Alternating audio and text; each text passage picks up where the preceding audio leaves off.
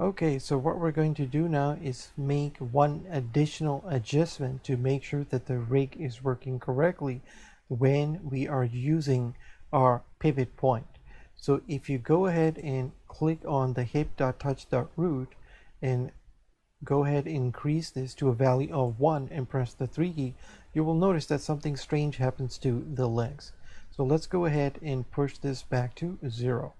Now the reason this is happening is because of how the reverse rig works. Now remember, this is really just an optional thing. You don't actually need it, but when you add the reverse rig, then you kind of have to involve the deform bounds. So if you go to the data tab, press the shift key down and turn on the non-deform bones, go ahead and zoom in over here.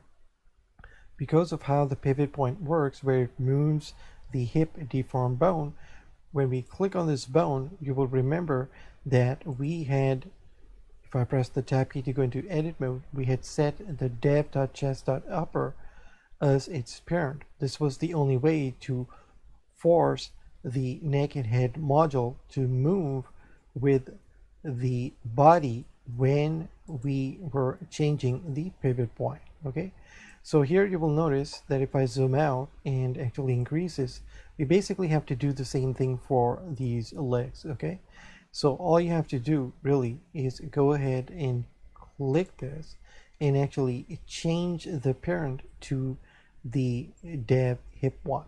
So to do this, what we're going to do is go ahead and go to the data tab and go ahead and turn on the names, and what you're looking for is the dev hip bone. So this means that we have to press the shift key down and go ahead and turn this on. Click over here.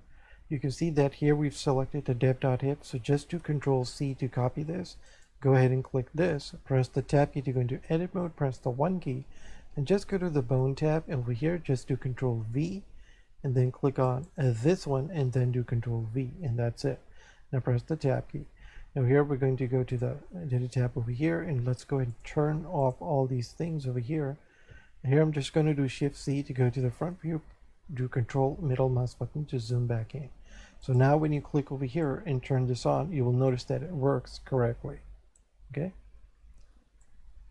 that's all you have to do to fix this.